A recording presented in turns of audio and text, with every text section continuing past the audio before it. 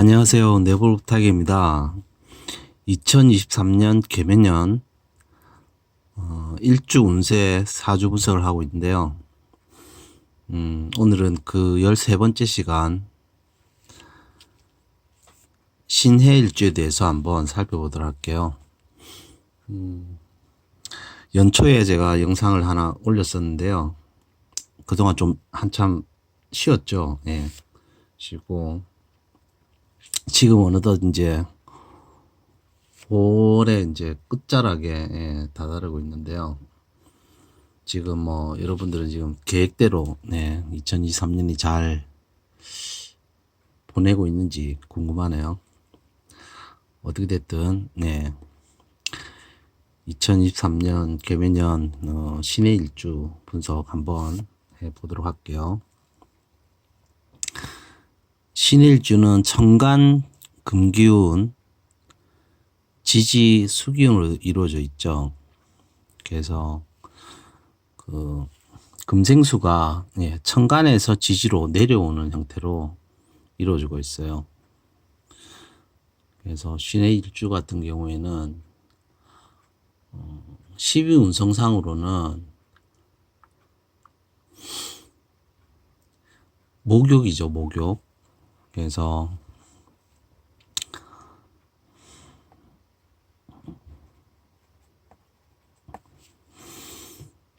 목욕은 우리가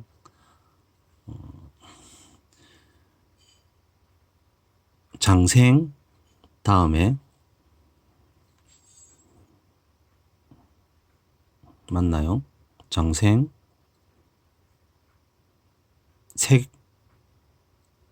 장생 다음에 목욕이죠, 그죠? 그래서 목욕을 살로 표현할 때는 연살이라고 또 하죠. 그래서 목욕은 그 발가벗은 어린 아이가 이렇게 개구지게 이렇게 막 뛰어다니는 그런 형태의 모습을 연상해 보시면 어떤 느낌인지 아실 것 같아요. 그래서 뭐 이 그 신일주 자체가 가지는 물상만 보자면요, 천감이 신금이잖아요, 그죠? 그래서 신금은 경금 다음인데요, 좀 더 섬세하게 다듬어진다, 그런 의미죠. 그래서 경금이 크게 나눈다면 신금은 크게 나누어진 덩어리를 좀 더 섬세하게 또 가치 있게 이렇게 만들어가는 그런 과정이죠. 그래서 신금에 와서는 천간의 기운이 어떤 결실을 보는 거고요. 또 가치를 더 높여서 또 그 결과물을 이제 다음 단계인 임계수에게 넘겨줄 수 있는 준비를 하는 단계죠. 그래서 어떻게 보면 사람으로 치면 어떤 중년의 어떤 신사 같은 느낌이 될 거고요. 물상으로 치면 계절로 치면 가을이잖아요, 그죠? 그러면 가을에 단풍이 져서 어떤 떨어져서 이제 내리는 그런 그런 계절로도 표현할 수 있고요. 떨어져서 쌓여 있는 낙엽 같은 걸로도 볼 수 있겠네요. 그런데 일지에 이제 해수를 깔고 있으니까요. 해수는 겨울의 시작이죠, 그죠? 그리고 가을의 끝자락에 어떤 결실들을 씨앗 형태로 이렇게 품고 있는 물이잖아요. 그래서 여러 가지가 혼재된 형태로 이렇게 물과 같이 섞여 있는 그런 성분이라고 할 수 있어요. 그래서 어떻게 보면 신금이랑 해수는 잘 어울리죠, 그죠? 근데 물상적으로 보면요, 조금 외로워 보이긴 해요. 왜냐하면 만약에 신의 일주가 아니고 뭐 경자일주다. 네. 이렇게 한번 가정을 해보죠. 이렇게 되면 크게 나누는 경금, 그리고 순수한 물인 자수, 이 두 개의 물상을 보면요, 큰,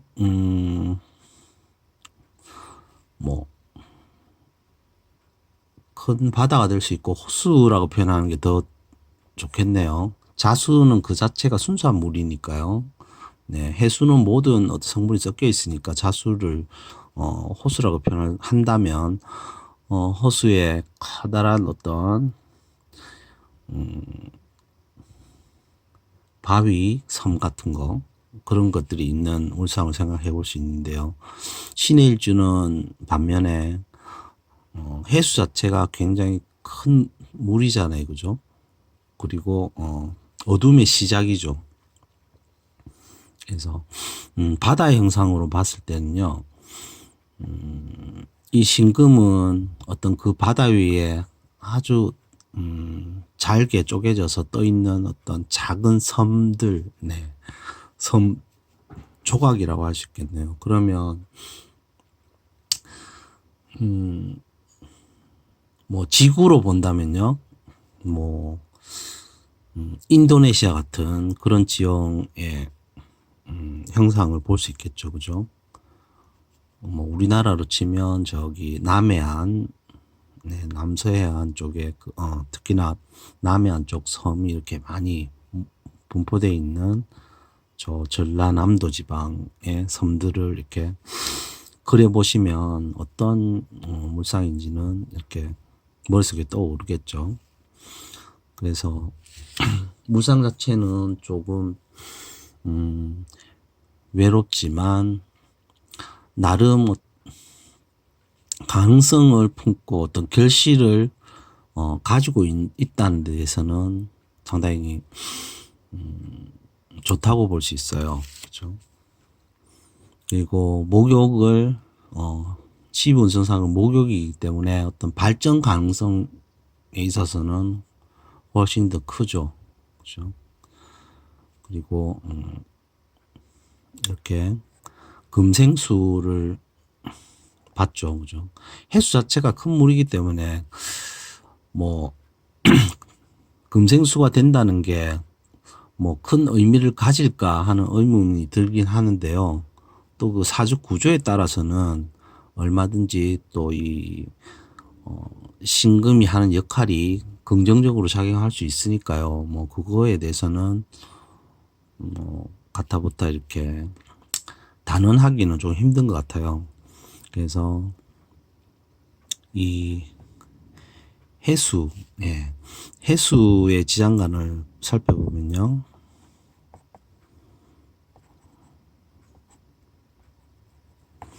네, 해수의 지장간을 보면 갑임이 있잖아요, 그죠? 무갑임 있는데 본기가 임수죠. 그래서 올해가 2023년이잖아요, 그죠?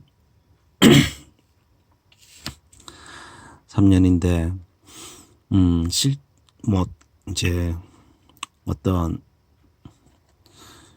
각 명조에 따라서 그 본기가 뭐 투관이 되는 경우도 있고 안 되는 경우도 있잖아요, 그죠? 그렇지만 뭐 그거는 변론을 하고요. 일단 개수가 들어오는 건 맞잖아요, 그죠? 작년 같은 경우에는 뭐 이민년이었으니까 임수가 투관이 됐겠죠, 그죠? 그래서 신금일관한테 임수는 식상이잖아요, 그죠? 신금일관한테는 임수가 식상인데요. 상관이겠네, 그죠? 상관인데요. 그래서 이제 이 해수가 상관으로 작용했다면, 일지에서 했다면 어떤 뭐 기혼자 같은 경우에는 배우자의 뭐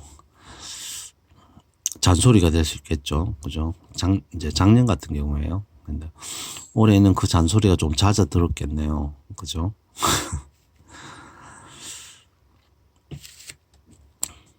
그랬을 거고, 또, 지금, 올해 세운의 상황을 한번 살펴보면요. 세운은 지금 수생목으로 들어오잖아요. 그죠? 그래서 이 신금한테는, 이 묘목이 재성이죠. 그죠? 편재로 들어와요. 그죠? 편재고, 12운성상으로는 묘목이면, 절로 들어오겠네요. 그죠? 절이면 뭐, 삼요절로 들어오면 상당히 기운 자체는 재성이지만 약하게 들어오는 거죠. 그죠? 약하게 들어오지만 이 재성 자체가 이 일지 해수와 결합을 하면 이제 삼합을 짜게 되잖아요. 그죠?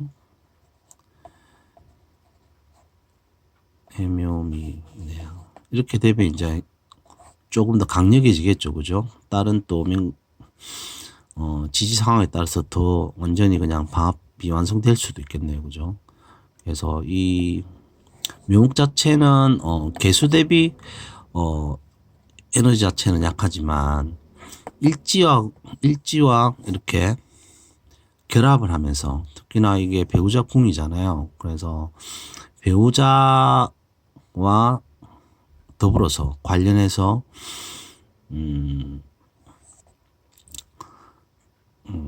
어떤 재적인 그런 에너지가 나온다는 거죠.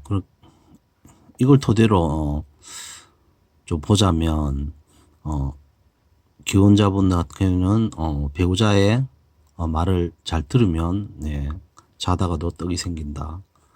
뭐 그렇게 생각할 수도 있겠죠. 편제니까요. 아마 이게 사업적으로 연결될 부분이 많을 것 같아요. 그래서 뭐 같은 가업을 한다든지 그렇게 하는 경우에는 그 아내의 도움이 상당히 커서 어떤 사업적으로 이렇게 하는 일이 잘 번창이 될 거고요. 또 천간의 기운을 한번 보게 되면요. 천간은 지금 개수가 들어오잖아요. 그죠? 개수는 모든 것을 저장하는 어떤 겨울의 끝자락인데요. 임수는 그 임무 자체가 결실을 저장하는 데 있다면, 개수는 그 저장한 결실을 또 일정 부분은 저장하고 남기죠. 예, 남기고 다시 다음 봄으로 또 일정 부분은 사용을 할 준비를 하는 단계잖아요. 그죠? 그래서 약간 의미가 다른데요. 이 개수는 그 십간지, 십천간, 십천간의 관점에서 보자면요. 이게 음의 영역이잖아요. 그죠? 앞쪽 뭐 가불병정 무까지는 양의 영역이라면, 또 기경신임계까지는 음의 영역이니까요. 그런 관점에서 보자면 원래 이 그 양의 영역과 음의 영역 연결하는 이 무기 구간, 무토기 도구간이 천간에서 어떤 그 양과 음을 연결해 주는 그 중간에 교량 역할을 한다면, 음에서 양으로 넘어가는 어떤 천간의 기운을 연결해 주는 역할을 하는 것을 보자면, 사실 연결되는 구간 자체는 토의 기운이 따로 존재하지 않잖아요. 그죠? 바로 그냥 수에서 그 목으로 바로 넘어가는데요. 그러면 뭔가 완충하는 어떤 교량적 역할을 해주는, 또는 과도기적인 그런 어떤 과정이 필요한데요. 그게 천간에서는 우리가 지지에서 펼쳐지는 그런 계절적인 환절기로 표현되는 어떤 토의 역할들을 해주는 그런 천간의 기운이 없다고 할 수 있어요. 그런데 그런 기운을 개수가 해내고 또 한편으로 보면 간목도 품고 있다고 보거든요. 예. 특히나 간목은 어떤 나아가고 정말 그 땅을 뚫고 오르는 어떤 생명력, 강인한 생명력을 책임지고 있기 때문에 어떤 저장하고 쓸모 있는 것들을 남겨서 간다는 어떤 그런 면에 있어서는 사실 그 토기운의 어떤 성분을 많이 가진 쪽은 이 개수라고 보거든요. 특히나 간목은 양의 목이잖아요, 그죠? 근데 이 개수는 음의 수예요. 그러니까 어떤 저장하는 성질이나 또 어떤 실용적인 면, 실질적인 면은 이 간목보다 훨씬 크다고 할 수 있어요. 그렇다고 이 간목 자체가 뭐 어떤 이 둘의 연결하는 데 있어서 역할을 못하느냐 그렇다고 생각하진 않아요. 이 간목 자체는 무에서 유를 만든다고 할 수 있을 정도로 강인한 어떤 생명력을 보여주기 때문에 그것 자체가 어떤 변화의 어떤 성질을 가지고 있다고 볼 수 있기 때문에 뭐 개수 간목은 나란히 어떤 직접적인 어떤 천간의 기운에서 토의 역할을 내면적으로 내재 토의 성질을 내재하고 있다고 볼 수 있어요. 그래서 이 개수 자체가 어떤 이제 그 전에 2022년이 되겠죠, 그죠? 2022년에 어떤 결실들을 가지고 있던 것 중에 이제 어떤 일단락 할 건 일단락 하고 또 앞으로 이제 뭐 2023년 이후에 쓸만한 것들 그런 것들은 또 가지고 간다고 볼 수가 있죠. 사실 여기 중간에 무기토 구간이 있잖아요, 그죠? 그래 기토 같은 경우에는 약간 미래지향적이라면 무토는 과거지향적이고 실용적이라면 기토죠, 그죠?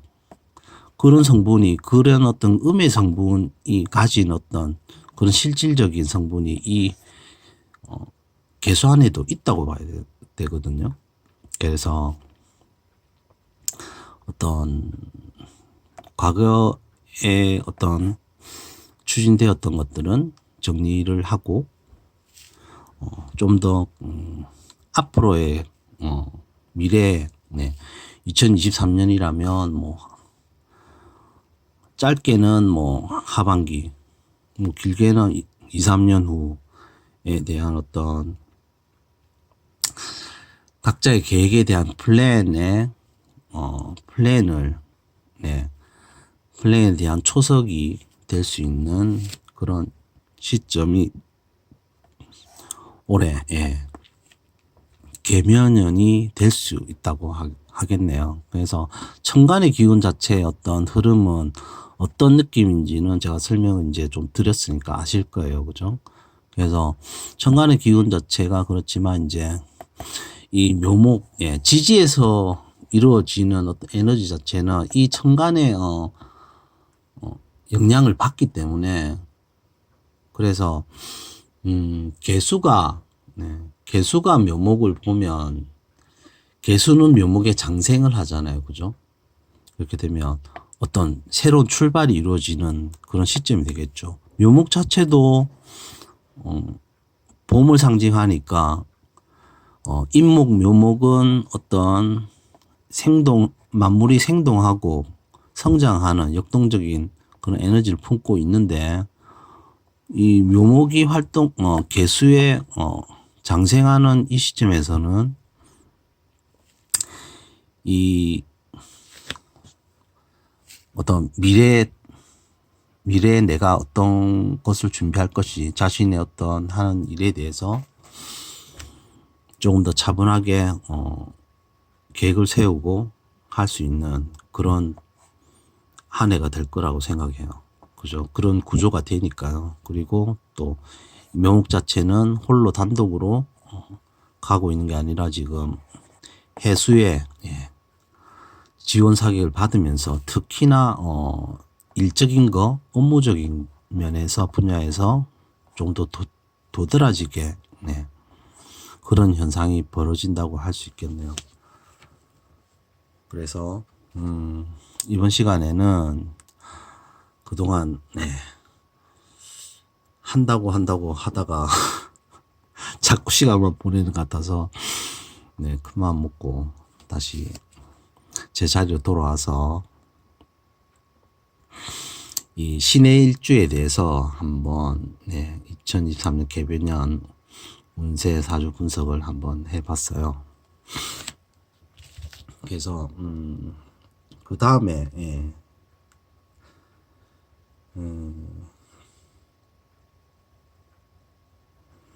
다음 시간에 할 일주는 제가 상세 정보란에 제가 나중에 영상 올리면서 다시 한번 올려보도록 할게요. 자, 보시느라고 수고 많으셨습니다. 감사합니다.